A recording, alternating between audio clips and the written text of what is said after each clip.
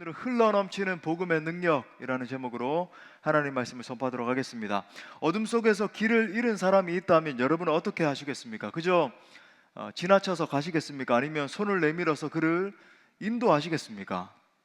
제가 대학교 1학년 때 일입니다. 하루는 친구와 함께 당시 유명하다라고 소문난 동대문을 구경 가기 위해서 이렇게 간 적이 있습니다. 지금은 좀 사그라들었지만 그 당시 잘 나갔잖아요. 친구와 함께 여기저기 즐겁게 구경을 하고는 이제 밤이 돼서 학교 기숙사로 돌아오기 위해서 지하철역으로 향하던 길이었어요. 그런데 도로 갓길에 어떤 중년의 남자가 쓰러져 있는 것입니다. 당시 기온이 영하였기 때문에 이 남자를 그대로 뒀다가는 여기서 얼어 죽을 수도 있겠다는 생각이 들었습니다. 동시에 작은 소자 하나에게 한 것이 내게 한 것이다, 이 예수님의 말씀이 생각이 나면서 어쩌면 이분이 예수님일 수도 있겠다, 이런 생각이 들었어요. 그래서 그분을 도와주기 위해서 그분 곁으로 갔는데 술 냄새가 막 코를 찌르는 겁니다. 노숙인이었는지 온몸에서는 막 악취 냄새가 막 나는 거예요. 그래서 이분을 그대로 뒀다가는 이제 죽을 것 같아서 그분을 무작정 들쳐업었습니다. 친구가 찾아낸 소방서가 약 한 1km 정도 떨어져 있었는데 그분을 업은 채로 그 소방서를 향해서 막 뛰기 시작했어요. 그러니까 만취해서 어떤 사람이 이제 얻기 위해서는 그 사람이 좀 이렇게 붙들고 이렇게 지탱하는 힘이 있어야 되는데 제가 이게 축 늘어진 사람을 갖다가 제 힘으로만 업으니까 얼마나 힘이 들었는지 아직도 그때 그분을 업었던 그 좀 감촉이라 그럴까요? 그 느낌이 좀 남아 있는 것 같아요. 실제로 영하의 날씨였음에도 불구하고 걸어가는데 나중에는 다리가 막 덜덜 떨리고 온몸에서 막 땀이 막 나는 겁니다. 가까스로 소방서에 당도했을 때 가니까 이제 신원 조회를 하더라고요. 혹시 이제 우리가 범죄했을까봐 뭐 그런 것 같아요. 그래서 몇 가지 신원 조회를 마치고 돌아올 수 있었습니다. 정말 힘이 들었는데 돌아오는 길에 한 생명을 살렸다라고 하는 그 기쁨이 친구와 제 마음 가운데 있었습니다. 복음을 전한다는 것이 바로 이와 같은 거예요. 복음을 전하는 것은 단순히 어떤 정보를 전달하는 것이 아닙니다. 잃어버린 한 영혼, 삶의 소망을 상실한 한 영혼과 진정한 만남을 갖는 것이죠. 우리 예수님께서도 복음서에 보면 사마리아 여인을 찾아가셔서 만나시고 삭개오를 만나셔서 의도적으로 그 삭개오를 지나가시면서 야야 너 좀 내려와라, 그 다음에 중풍병자들을 만나셔서 직접 만지시면서 치료해 주시고 만나실 때 그 영혼들을 깊이 터치하시면서 일으키신 거죠. 혹 우리 가운데 내가 뭘 할 수 있겠어, 내가 참 이렇게 뭐 내 살기도 바쁜데 복음을 전하다니요, 영혼을 살리다니요 라고 생각하는 분들이 계실지 모르겠습니다. 하지만 전도는 어떤 화려한 언변이나 신학적인 지식의 문제가 아니죠. 하나님의 사랑으로 가득 찬 마음 하나면 충분한 줄 믿습니다. 그 마음으로 우리가 복음을 전할 때 상하고 지친 그 영혼이 그리스도의 복음으로 자유케 되고 치유되는 거예요. 우리 공동체는 행복한 사람들의 축제 안아주심을 한 주 앞두고 있습니다. 모두가 한 영혼을 전도하기 위해서 열심히 애를 쓰고 계시는 줄 믿어요. 목사님, 저는 애를 못 썼습니다. 한 주라도 괜찮아요, 그죠? 이 속에 이제 삽지가 돼 있잖아요. 초대장이 삽지돼 있다는 거는 애를 쓸 기회가 남아 있다는 거예요. 작정하지 못한 지체들도 할 수 있습니다. 사랑하는 부모님들, 지옥 가면 안 되잖아요. 우리 자녀들 전부 전도하십시오. 이 참 한 주 남겨둔 중요한 시간에 우리는 다시 한번 우리가 선포하게 될 이 복음의 능력에 대해서 우리 깊이 상고하면서 은혜를 나누고자 합니다. 말씀을 통해서 다시 한번 모든 것을 새롭게 하시는 이 복음의 능력을 붙드시고 그 복음의 능력으로 많은 영혼들을 이번에도 건져내는 우리 공동체 될 수 있기를 간절히 기도합니다. 크게 세 가지로 살펴보겠습니다. 첫 번째는 복음의 능력은 기쁨을 회복시키시는 능력입니다. 우리 한번 따라 선포해 볼까요? 복음의 능력은 기쁨을 회복시키시는 능력이다. 자, 10절 말씀해 보니까 예루살렘을 사랑하는 자들이여 다 그 성읍과 함께 기뻐하라, 다 그 성읍과 함께 즐거워하라, 그 성을 위하여 슬퍼하는 자들이여 다 그 성의 기쁨으로 말미암아 그 성과 함께 기뻐하라. 자, 예루살렘은 이스라엘 백성들의 중심이었어요. 예루살렘 성을 바라보면서 하나님의 임재를 그죠 바라보고 예배하고, 그때 들려온 하나님의 음성 붙들고 삶의 자리에서 승리해서 살아가고. 그러니까 예루살렘을 회복시키겠다라고 하는 하나님의 말씀은 이스라엘 전체를 회복시키겠다, 너희들의 정체성을 회복시키겠다, 그런 의미였죠. 또한 하나님의 백성들인 이스라엘 백성들, 너희 본질 자체를 회복시키겠다는 하나님의 말씀이었던 거예요. 자, 어떤 상태에서의 회복을 말합니까? 지금 이사야 선지자의 이 정황에 따르면은 이스라엘의 죄악으로 말미암아 발생되었던, 그죠? 꽁꽁 묶여갔던 바벨론 유수 상황으로부터의 회복을 말하는 거예요. 어떻게 됐습니까? 예루살렘 전체가 불에 타고 성벽들은 모조리 회파되고 백성들은 노예가 돼서 꽁꽁꽁꽁 묶여가지고 질질 끌려갔잖아요. 자유를 잃어버리고 완전한 종이 되어서 바벨론 강가에 쭈그리고 앉아가지고 애통해하면서 슬퍼 부르짖었습니다. 슬프다 예루살렘 성이여, 애통하다 예루살렘이여, 우리가 환난과 고통 가운데 사로잡힘을 당했구나, 우리가 어찌할까, 막 땅을 치면서 애곡하는 장면이 예레미야 애가에 나오잖아요. 이것이 바로, 사랑하는 여러분, 이것이 바로 죄악 가운데서 완전한 종된 상태에 놓여있는 영혼들의 울부짖음입니다. 각자 형태는 다 다르지만 우리가 지금 전도하고 있는 그 영혼들이, 그죠? 어떤 사람들은 그 경중은 좀 다를 수 있겠지만, 여러분, 어떤 사람들은 드러나지 않았다 뿐이지 여러 가지 문제 울부짖고 있는 거예요, 사실은. 그런데 그 슬퍼하던 백성들에게 소망의 소식이 들리는 것입니다. 예루살렘을 사랑하고 예루살렘을 위해서 슬퍼하던 자들에게 이제는 기뻐하고 즐거워하라고 말씀하시죠.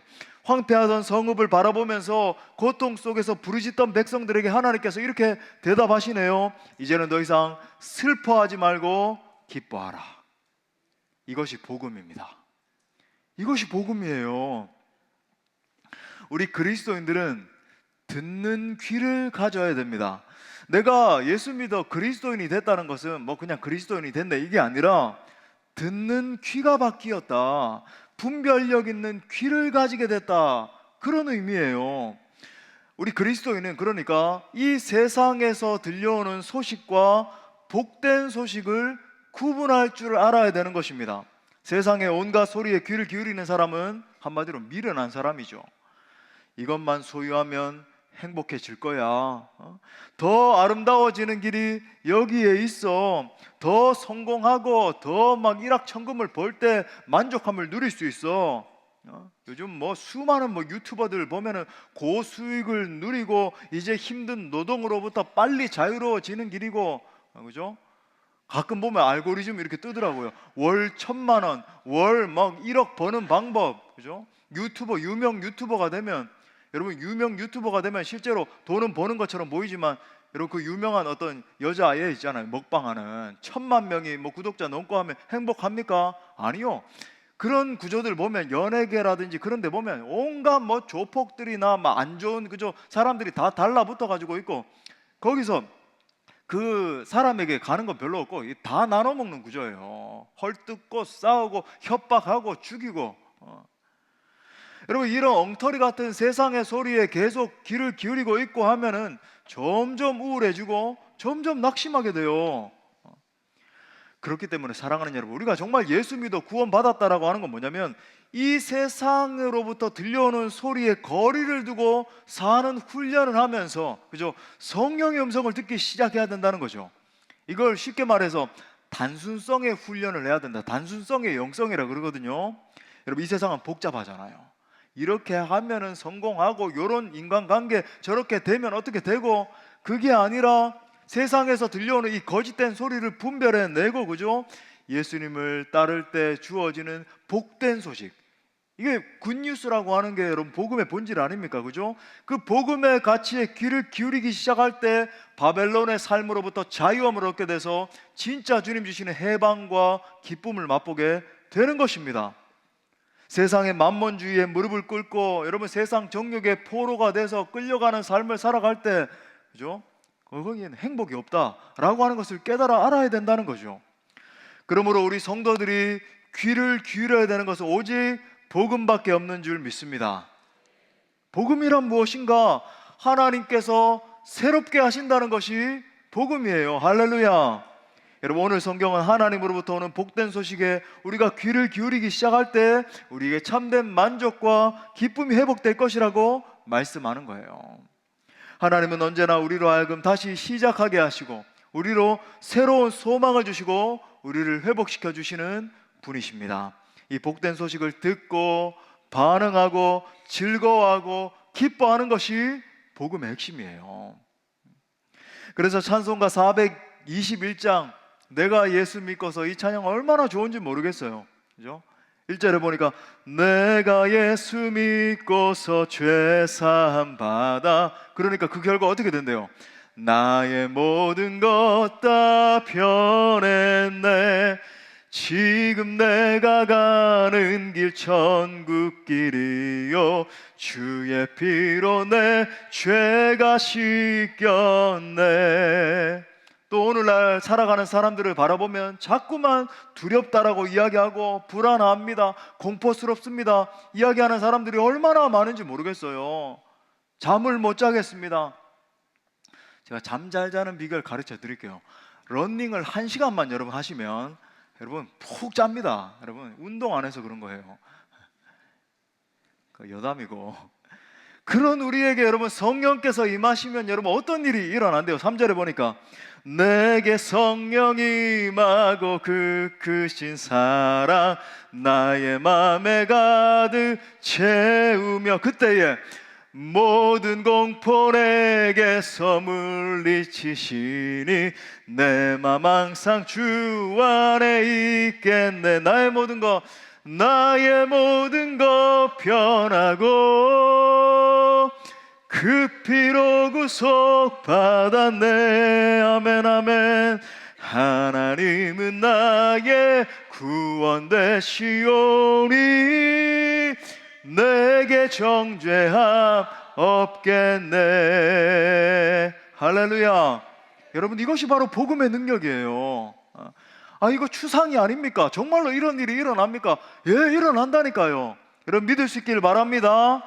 복음이 우리 가운데 임하기 시작하면 놀라운 일들이 일어나요.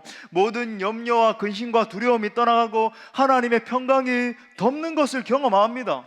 우울함과 불안함과 초조함으로 점철된 인생, 약 먹지 않으면 도저히 버틸 수가 없어요, 제가 어떻게 할 수 없습니다, 그게 아니라 하나님으로 인해서 기뻐하고 감사하는 인생으로 변화되는 거죠.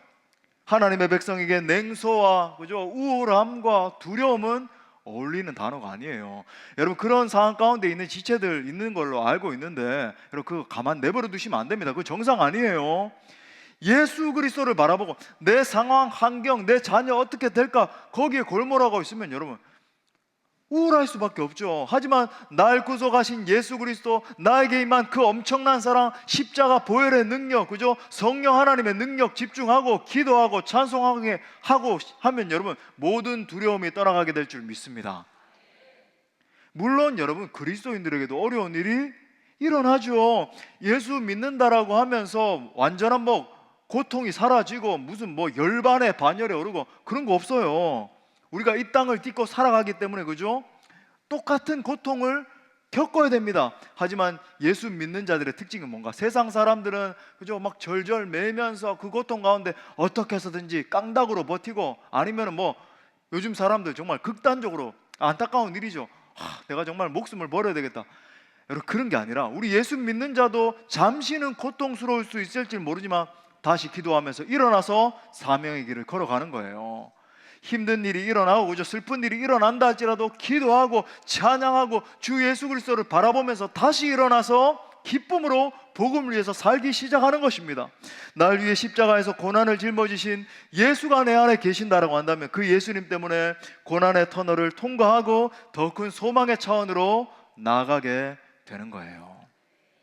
그러므로 우리는 더 이상 애통해야 할 이유가 없습니다. 예수 안에 있는 우리가 애통할 이유가 있다라고 한다면 이 기쁜 소식을 알지 못하고 여전히 저 사망 상태에 놓여있는 그 영혼들 때문에 애통해야 하고, 사도 바울이 교회 때문에 근심한다라고 했던 것처럼 그것 때문이죠. 그들도 이 복된 소식에 귀를 기울이고 이 놀라운 복음의 능력으로 말미암아 변화받아야 되는 사람들인 거예요.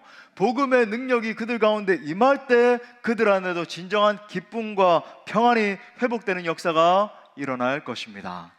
사랑하는 여러분, 여러분의 모든 삶과 가정과 공동체 안에 하나님이 주시는 초월적인 기쁨이 회복될 수 있기를 바랍니다. 복음의 능력으로 말미암아 말랐던 기쁨의 샘이 여러분들 안에서 먼저 터져나올 수 있게 되기를 간절히 기도합니다. 자, 두 번째는 복음의 능력은 하나님의 안아주심입니다. 또 따라할까요? 복음의 능력은 하나님의 안아주심이다. 야, 이 11절의 이 고백이 얼마나 좋은지 우리 11절 다 같이 한번 읽어볼까요? 시작. 너희가 젖을 빠는 것 같이,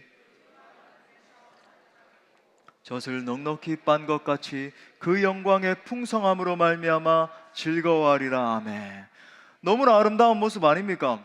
그러니까 하나님은 자기 자신을 드러내시면서 여러 가지 이미지로 표현하시거든요. 강한 용사로도 드러나시고, 목자로도, 오늘 찬양한 것처럼 목자로도 그렇게 표현을 하시고, 아니면 뭐 아버지, 또 오늘은 복음의 능력에 대해서 이제 하나님이 설명하시면서 어머니의 품에 안겨서 젖을 빠는 아이의 모습으로 묘사를 하네요. 하나님은 지금 자신을 어머니의 모습으로 드러내고 계시는 것입니다. 하나님이 주시는 젖은 마르지 않는 젖이에요. 한번 상상해 보십시오. 하나님의 품 안에서 충분한 젖을 먹고 만족한 아기의 모습 여러분 한번 떠올려 보십시오. 우리 어머니들 기억하시죠? 그죠? 이 아기가 젖을 충분히 먹고는 입을 해 벌리고 이렇게 자는 그 모습 다 기억하시잖아요. 얼마나 충만하고 만족하고 평안하고 그 어떤 두려움도 없는 바로 그 모습, 생각만 해도 아름답죠. 풍성해요. 우리 하나님은 풍성하신 하나님이십니다. 오병이어 사건이 여러분 하나님의 풍성하심을 드러낸 사건이거든요. 그냥 사건이 아니고, 떡을 떼고 또 떼도 먹고 또 먹어도 12광주리가 남았다라고 하는 것은 단순히 12광주리가 아니라 충만한 하나님의 이미지, 그죠? 풍성하게 남고 남는 이미지인 거죠. 광야에서 이스라엘 백성들이 만나와 메추라기를 먹고 또 먹어도 여러분 그 욕심을 내가지고 만나를 갖다가 요거 좀 내가 챙겨놔야 되겠다, 그러면 배고플 때 이렇게 간식으로 먹을, 여러분 챙겨놨을 때 어떻게 됐어요? 다 썩어버렸어요. 냄새나고. 그죠? 아니에요. 내 성품은 그런 하나님, 너희가 막 챙겨놔야 되고 낑낑거리면서 걸어가는 하나님이 아니라 넘치도록 채워주시는 하나님이라는 거예요. 날마다 주어도 그죠? 넘치는 하나님이다. 이처럼 하나님 안에 있으면 결핍이 떠나가는 것입니다. 넘치는 생수의 강의 이미지인 거죠. 이 세상은 겉으로 볼 때는 풍성하지만 사실은 온갖 결핍으로 가득 차 있습니다. 세상에서 잘 나간다라고 하는 사람들 한번 관찰해 보세요. 막 그죠? 뭐 최고 좋은 차 끌고, 아이고 막 몇십 평 집에 살고, 그런 사람들 여러분 행복할까요? 아니요. 온갖 내면의 결핍과 불안으로 떨고 있다는 것을 발견하게 되잖아요. 여러분 유튜브 콘텐츠 같은 것도 그래요. 여러분이 알고리즘에 중독돼서 계속 유튜브 콘텐츠 같은 거 보고 그러면 어떻게 돼요? 마음에 평안함이 있고 충만함이 있고 기쁨이 있고 그럽니까? 아니요. 사람들이 목이 마르니까 계속 그 빈 공간을 채우고자 또 보고 그죠? 자기 전까지도 여러분 보다가 어떤 사람들은 뇌 골절, 그죠? 왜 오는지 아시죠? 핸드폰을 떨어뜨려 가지고 조는 거예요. 보면 막 이러면서 보다가 떨어뜨려 가지고 뇌가 깨지고. 여러분 하나님께 나아가면 결핍이 사라지는 거예요. 넘치는 풍성함을 경험하게 되는 것입니다. 그래서 다윗이 어떻게 노래했어요? 시편 23편 1절, 우리 최고로 사랑하는 말씀이잖아요. 우리 다 같이 읽겠습니다. 시작. 여호와는 나의 목자시니 내게 부족함이 없으리로다. 할렐루야. 여러분 신앙생활의 즐거움은 어디로부터 오는 것일까요? 하나님의 품에 안기면 되는 것입니다. 하나님의 말씀과 은혜를 풍성히 먹으면 풍성한 만족감을 누리게 되는 거예요. 모든 문제는 채워지지 않는 데서부터 비롯되는 것입니다. 하나님 안에서 풍성함을 경험하지 못하게 되면 자꾸만 세상을 기웃거리게 돼요. 교회 다닌다라고 하면서도 자꾸 죄악에 빠지고 아마 그런 고민 가운데 있는 지체들이 있을 수 있어요. 목사님, 저는 계속 이 끊어지지 않는 죄악 때문에 너무 힘들어요. 중독적인 성향, 제가 우스갯소리로 이야기했지만 거기에 빠져있는 지체도 있을 수 있어요. 계속 알고리즘 클릭, 그죠? 내 뭐 좋아하는 세상에 뭔가 클릭. 왜 그런 문제 가운데 그렇게 살아가게 될까요? 한마디로 결핍 때문에 그렇습니다. 결핍 때문에, 이걸 좀 심리학적으로 이야기하면 은혜의 욕구 불만이라고 표현을 하고 싶어요. 욕구 불만이 있다. 내면 속에 욕구 불만이 있으니까 자꾸 세상적인 것들로 내 내면을 채우려고 하는 것입니다. 욕구 불만 때문에 사역을 하면서도, 그죠? 다른 사람들에게 인정받는 것이 사역의 동기가 된 사람들이 있어요. 그런 사람들은 자꾸 다른 사람 눈치 보죠. 담임 목사 눈치 보고, 그죠? 누구 장로님 눈치 보고, 나 좀 인정해 주세요, 나 좀 봐주세요. 사역의 동기가 주님께 있고 하나님의 영광께 있고 그게 아니라 사람들에게 인정받는 것이 있으니까 어떻게 됩니까? 하나님의 은혜를 경험할 수 없는 것입니다. 기도를 하는 것도, 그죠? 사람들에게 인정받는 것이고, 찬양을 하는 것도 사람들에게 인정받는 것이고, 자꾸 외적인 뭔가로 만족하고, 그러니까 예배 자리에 나와서, 그죠? 그렇게 뭐 봉사도 하고 여러 가지 예배도 드리고 집에 돌아가면 허무한 거예요. 하나님을 만나질 못하는 거예요. 하나님을. 자, 그래서 오늘 말씀에서 너희가 젖을 빠는 것 같이 그 위로하는 품에서 만족하겠고, 이렇게 말씀하는 겁니다. 하나님의 품에 안기면 그때부터 진정한 위로가 넘쳐나기 시작하는 거예요. 만족이 있고 평화가 흘러넘치는 것입니다. 12절에도 보니까 평강을 어떻게 주신다 그러냐면 강같이 주신다. 평강이 막 몰려오는데 강이, 그죠? 강수가 내게 막 임하는 것처럼 그렇게 평강이 임하게 된다. 엄마의 품 안에 안겨서 젖을 빨고 있는 이 아이의 모습을 생각해 보면 전쟁의 포화 속에서도 미사일이 날아다니고, 그죠? 막 포화가 있고 하는데도 평안한 거예요. 환경이 요동치고 주변 사람들이 일어나서, 그죠? 막 요동하고 요란을 피우고 하더라도 엄마 품에 안겨 있으면 평강을 누리게 되는 것입니다. 상황을 초월하는 만족을 지금 표현하고 있는 거죠. 그래서 사도 베드로가 이렇게 우리에게 권면을 하고 있어요. 베드로전서 2장 2절에 보니까 갓난 아기들 같이 순전하고 신령한 젖을 사모하라. 이는 그로 말미암아 너희로 구원에 이르도록 자라게 하려 함이라. 자, 여기서 중요한 것은 뭐냐면 순전하고 신령한 젖을 먹어서 자라야 된다는 거예요. 아기는 젖을 먹을 때 자라잖아요. 마찬가지예요. 우리의 신앙 역시 영적으로 성장해야 돼요. 그죠? 그냥 교회만 이렇게 나와서 앉아 있으면 되는 것 아닙니까? 아니요. 여러분의 목표를 둬야 됩니다. 성장해야 된다. 아하. 영적 성장을 위해서 여러분이 지금도 말씀을 먹고 계시는 것이고, 영적 성장을 위해서 말씀을 읽고 듣고, 그죠? 암송도 하고 묵상하고, 또 기도의 자리에 나와서 부르짖어 기도도 하고, 가정에서도 기도하고, 계속 성장해야 되는 거죠. 담임 목사인 저에게 있어서 최고 기쁨이 되는 게 뭔 것 같습니까?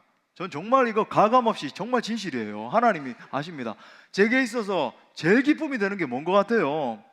신령한 젖을 계속 사모하면서, 그죠? 먹으면서 성장하는 성도를 바라볼 때 저는 최고 기쁨이 느껴집니다. 몇 년째 제가 쭉 관찰을 하면서 성장하는 성도들이 많이 계시는 것을 보면서 정말 큰 보람과 위로를 느끼거든요.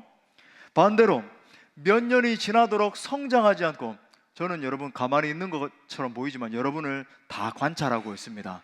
불꽃 같은 눈으로. 근데 늘 그 자리에 계신 분들이 종종 계시죠. 제 마음이 어떻게 생각될까요? 안타까움이죠. 기도 제목이에요. 큰 이 목회자에게 근심거리가 되는 것입니다. 성장하지 못하고 계속 어린아이의 상태에 있는 사람들의 특징이 무엇인가? 그 누군가 판단하지 말고 내 영혼의 상태를 진단하면 돼요. 여러분, 성장하지 않는 아기는 계속 아프다고 울게 마련이죠. 배고프다고 울고, 아프다고 울고, 상처받았다고 웁니다. 그러면 여러분, 그런 아기가 한 명 있으면 온 가족이 거기에 완전히 몰두하게 돼요. 상처받은 그 영혼, 그죠? 울면은 또 가서 어떻게 해야 되나, 뭐 토하지 않았나, 뭘 어떻게 열이 어떠나, 온 집중이. 마찬가지라고 하는 겁니다. 신앙적으로 성숙하지 못한 사람이 있다라고 하면 교회 와서도 그렇고 가정교회에서나 또 각 가정에서도 계속 아프다고 투덜대게 되는 거예요. 가정에서 막 문제 계속 있고, 그죠? 끊이지 않는 거, 그런 원인 때문에 그런 겁니다. 이래서 내가 힘들고, 이래서 내가 상처받았고, 이래서 나를 좀 주목해달라, 계속 날 좀 바라봐 달라는 거거든요. 자기중심성이 굉장히 강해가지고 내가 이래서 힘들고 내가 상처받았고 나 좀 바라봐 주세요, 굉장히 논리정연하게 뭔가 막 비평하고 하는 것처럼 보여도 속에서는 사실 그 마음이에요. 날 좀 인정해 주세요, 나 좀 바라봐 주세요, 그죠?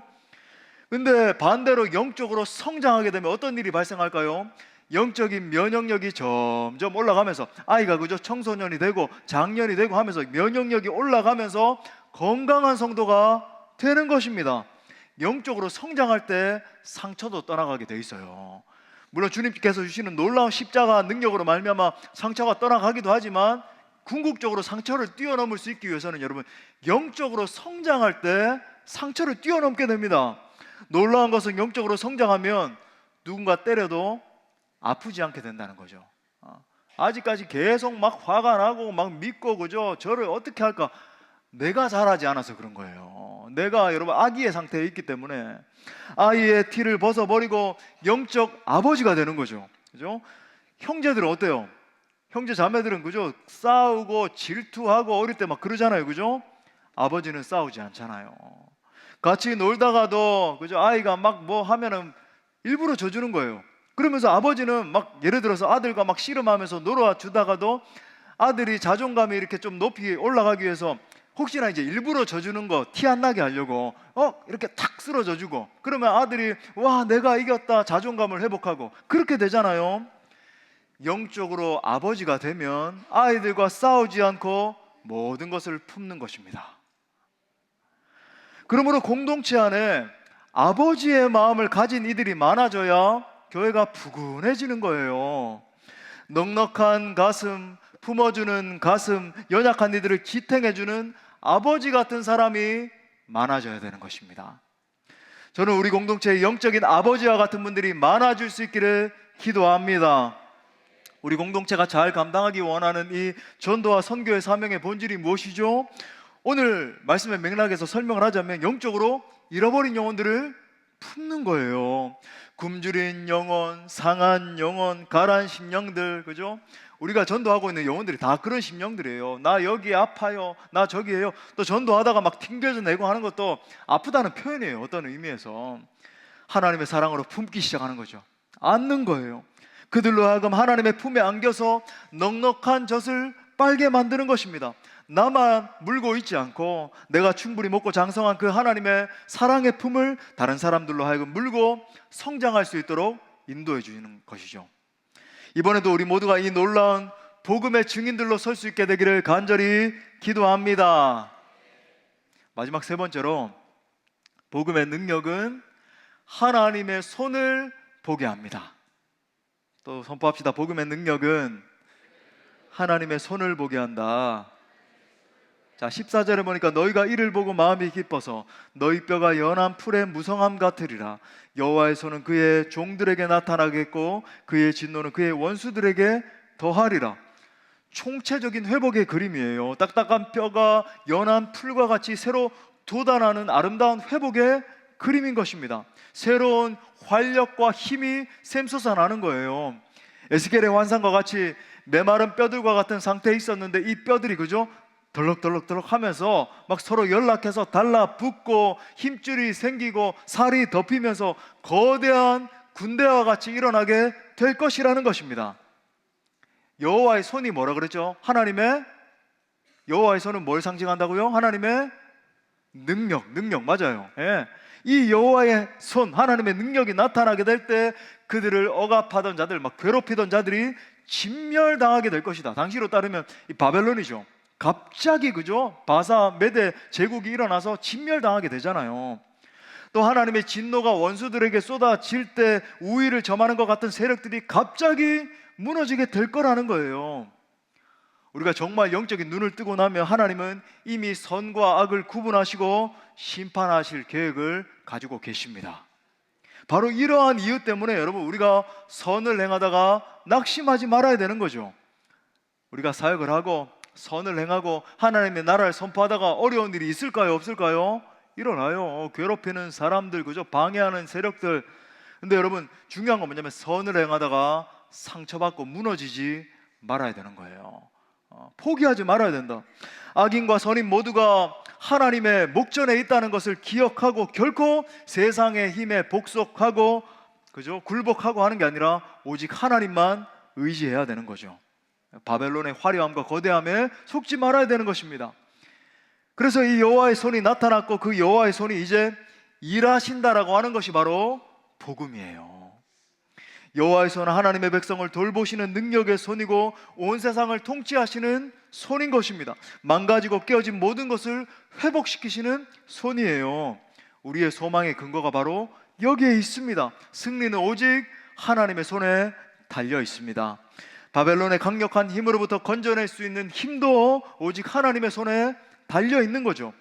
하나님의 손이 거두어지면 패배하게 되고 하나님의 손이 내밀어지면 승리를 거두게 하시는 거예요.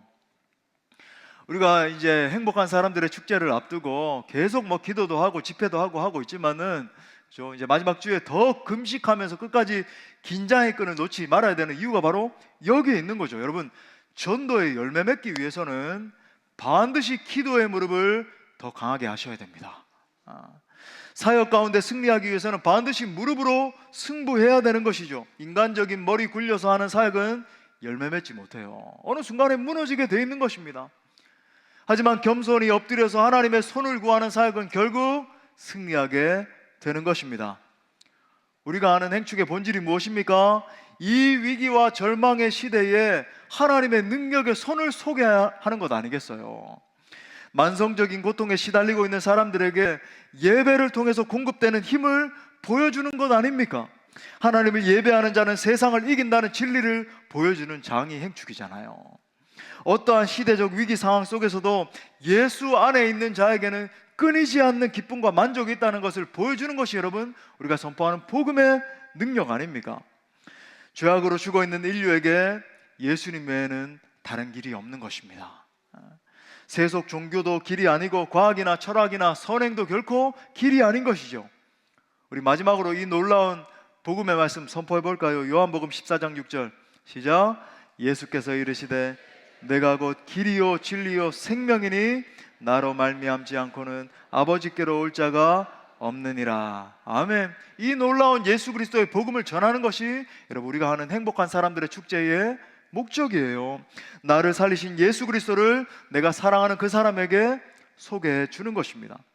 자, 그렇다면 우리가 지니고 있는 이 하나님의 능력의 손을 우리가 효과적으로 선포하기 위해서 남은 한 주 우리가 좀 집중하기 원하는 걸 제가 정리하기를 원합니다. 세 가지 적용점을 드리겠어요. 첫 번째는 한 주간 동안 가능성 있는 태신자에게 남은 힘을 더욱 집중하십시오. 여러분이 아마 5명, 어떤 분은 10명 이렇게 작정하신 지체도 있는데 작정하셨다고 한다면 이 중에 이제 한 2명에서 3명 정도 가능성 있는 사람들이 남아 있을 수 있어요. 여러분 그 영혼들에게 더 집중합시다. 무엇보다 사랑의 섬김을 다 하셔야 돼요. 롤케이크와 함께 초대장도 전달하고 필요하다면 밥 한 끼 더 사주기도 하고 하면서 최선을 다하는 것입니다. 자, 두 번째로 그 태신자를 품고 그를 위해서 더욱 기도해야 됩니다. 더 기도해야 돼요. 왜? 우리가 배운 것처럼 방해꾼이 있는 거죠. 원수 마귀 사탄이 그죠? 자기 자식을 갖다가 빼앗기는 것을 가만히 놔두겠습니까? 엄청난 일이 일어나요. 여러분 전도와 선교의 사명 감당하다 보면요 여기 와서 막 쿡 찌르고 방해하고 이거 막 안 되게 만들고 계속 그런 일을 하거든요. 사람을 통해서도 막 그런 일이 계속 일어난단 말이죠. 여러분 끝까지 긴장의 끈을 놓지 않고 오기로 했던 지체가 여러분 토요일 날 마음 변심할 수도 있습니다. 갑자기 전화 와가지고 나 내일 못 가겠어. 그럼 마음 무너지는 거죠. 그러니까 기도하면서 끝까지 그죠? 그렇게 이끌어야 돼요. 세 번째로는 최종적으로 결신할 수 있도록 이끌어야 됩니다. 1차적인 목표점은 당연히 이제 현장에 와서 복음을 듣게 만드는 것이고, 제가 말씀드리지만 우리의 역할은 이렇게 매뉴얼도 하면서 기도해가면서 이끌고 복음을 들려주는 게 있고, 여러분 그가 회심해서 예수님 믿기로 작정하는 것은 성령 하나님께 달려 있어요. 우리 책임이 아닙니다. 근데 우리는 최선을 다하지만 이제 마지막에 제가 이제 지난 1년 사이에 오신 분들은 잘 모를 수 있는데, 제가 이제 영접 기도를 하기 위해서 초청하는 시간이 있거든요. 그러면은 처음 온 지체들은 좀 부끄럽기도 하고, 또 교회라는 이 환경 자체가 좀 익숙지 않기 때문에 일어나기가 좀 힘들어요. 그러면 모션 인도자분이 같이 좀 손을 붙들고 우리 같이 일어납시다 하면서 좀 권면하면서 같이 일어나 주셔야 돼요. 왜냐하면 이렇게 좀 부끄럽기 때문에 그렇게 잘 인도해 주십시오. 그리고 이제 행축에서 이제 결신하기 위해서 일어나지 않은 지체가 있다 할지라도 마음이 움직인 지체가 있을 수 있을까요, 없을까요? 있어요. 그러니까 그 이후에도 밥도 한 끼 또 더 사주시고 하면서 계속 이끌어 주셔야 됩니다. 그래서 재방문하고 최종 등록할 수 있도록, 최종 목표점은 뭐냐면 그들도 우리처럼 예수님을 잘 믿고 견고한 사람 될 수 있게 우리가 끝까지 인도하는 거죠. 여러분, 이 자리에도 그렇게 예수님을 믿기로 작정하고 행축에 나와서 지금 성장하고 그저 막 간증하고 이런 사람들이 한두 분이 아니에요. 정말 많은 분들이 계시거든요. 혹 그 영혼이 그러면 목사님 주저하고 가지 않으려고 하면 어떻습니까? 여러분, 정말 우리가, 제가 이맘때 되면 늘 이렇게 말씀하는데, 그죠? 천사가 와서 이 롯의 가족이 안 나가려고 하니까 끝에 그죠? 팔목을 붙들고 끌어냈다 그러잖아요. 그런 심령으로 강권하는 겁니다. 마치 천사와 같이 여기에 있으면 절대 안 된다, 지옥 형벌을 면할 길이 없다 하면서 끌어내 주는 거죠. 강권해서 생명의 말씀을 듣게 하십시오.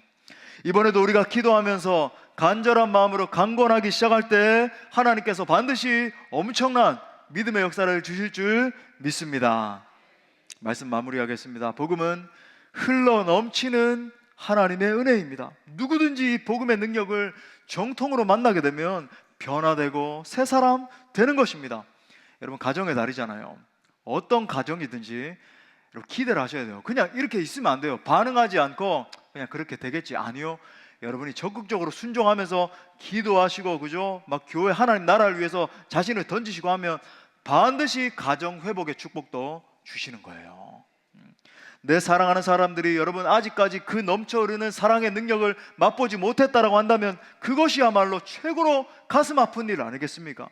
그러므로 여기에 있는 모든 분들은 복음을 위해서 기꺼이 고난을 감내하기로 작정하는 모든 분들 되시기를 바랍니다. 그 흘러 넘치는 은혜에 대한 감격으로 이 가족과 이웃과 이 우리가 교회가 속해 있는 이 지역과 더 나아가서는 온 열방을 살려냅시다.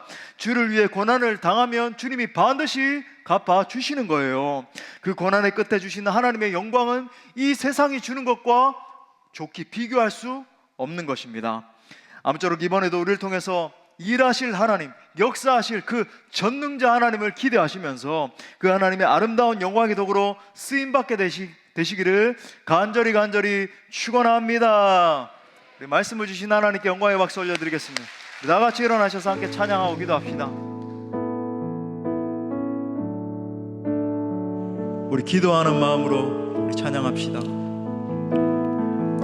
주님이 날 부르시고 택하신 이유가 있어요. 주님 나를 택하사 잃어버린 자에게 아버지의 사랑을 나누게 하시네.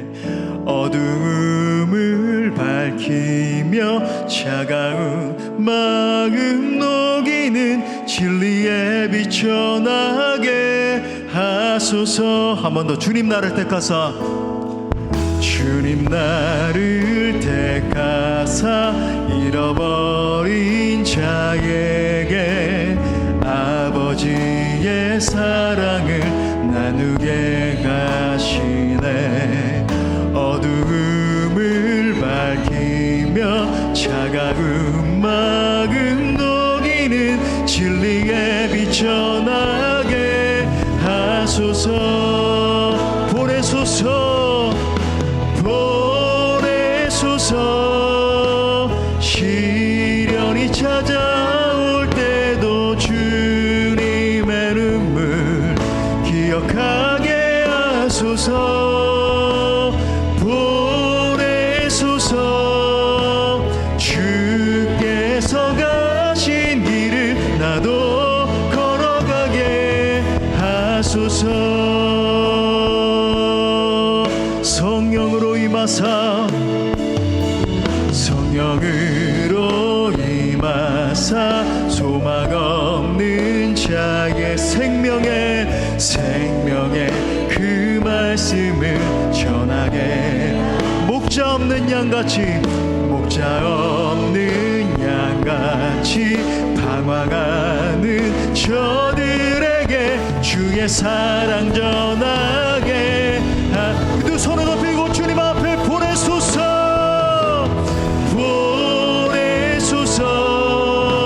시련이 찾아올 때도 주님의 눈물 기억하게 하소서.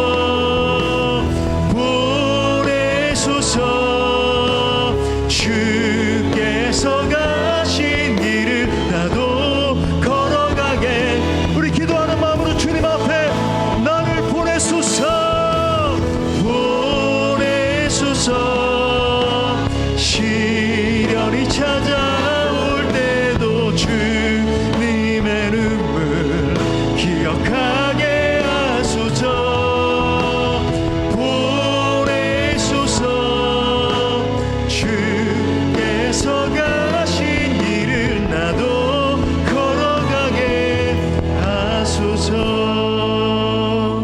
이 시간에 우리 말씀 붙들고 기도할 때 복음은 흘러넘치는 하나님의 은혜입니다.